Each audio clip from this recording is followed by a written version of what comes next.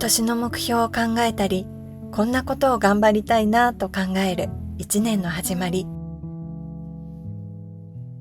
よし、今年も頑張っていこう。そんな風に思っていたのですが、その気持ちとは違って、なんだか心と体が重く感じる日がありました。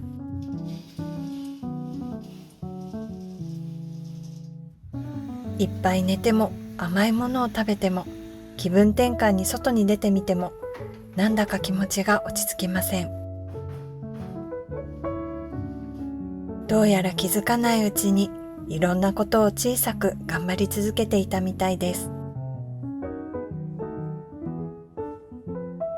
今日は一日パジャマで過ごしてみよう。そんな風に決めて過ごした一日をきっかけに、今年は何を頑張らないことにしようかなと考えてみました。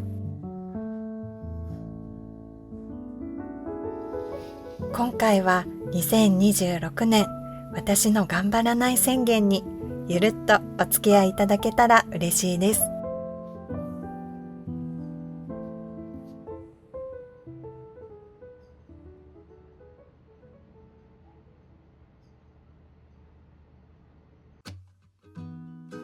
私は今年情報を得るのを頑張らないことを誓います。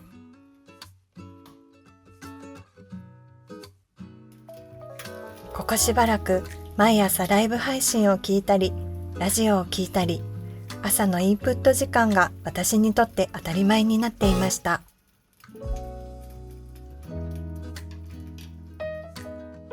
少し心が重かったこの日は、久しぶりに音楽を聴きながら朝の家事をしてみることに。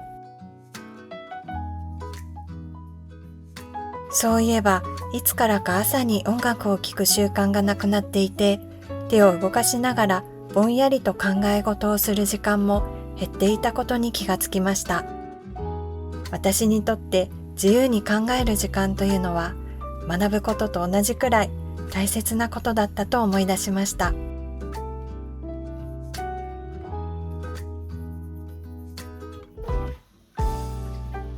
情報を得ることで前向きになれたり、モチベーションにつながることも確かにあります。でも、受け取りすぎてしまうと、気づかないうちに疲れてしまうこともあると、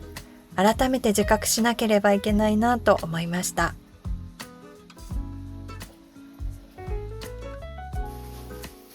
あくまでも情報を受け取る量やタイミングというのは、自分で選択していいのだということ。静かに過ごす朝にもちゃんと価値があることを忘れないように過ごしていこうと思います。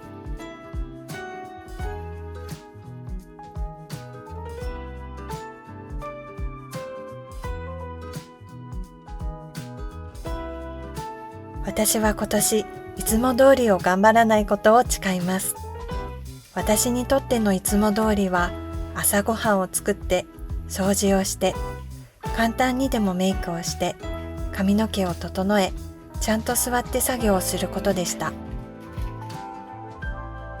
休みの日も、特に去年は仕事を辞めてからもだらけないようにするために、そんな日々を続けていた気がします。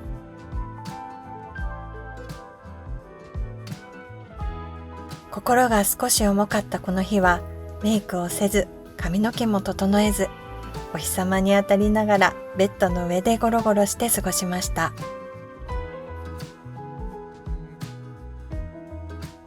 そういえばここしばらくそんな風に過ごすことをしていなかったなぁと気がつきました。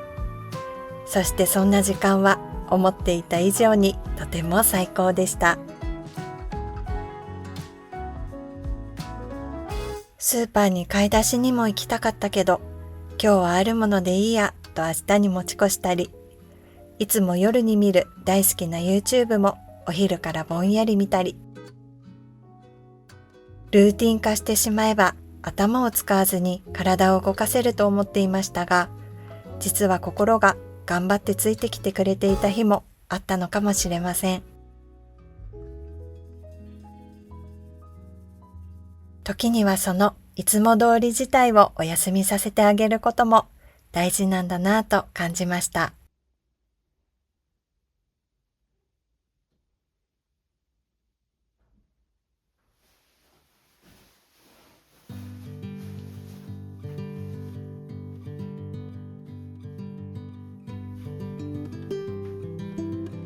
私は今年、無駄をなくすのを頑張らないことを誓います。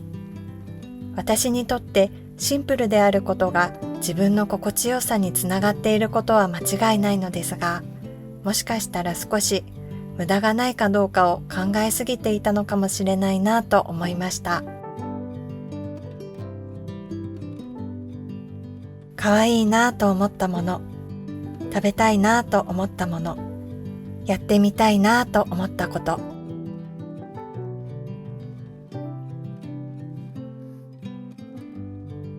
そういう気持ちが出てきたときに、これは必要ないから、役に立たないからと、無意識のうちに自分の興味の目を摘んでしまっていないかなと思いました。意味もなく歩いてみたり、なんとなく気になったお店に寄り道したり、そんな時間は何より心が自由だったりします。実はちゃんと必要な時間なのかもしれません。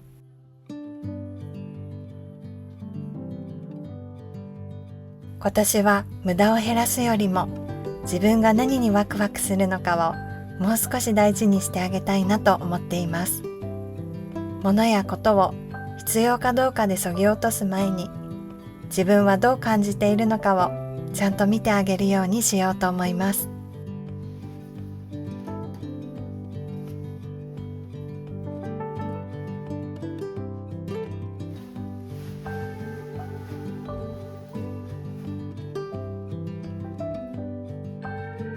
自分ではゆっくり休んでいたつもりでしたが、気づかないうちにちゃんとした自分でいようと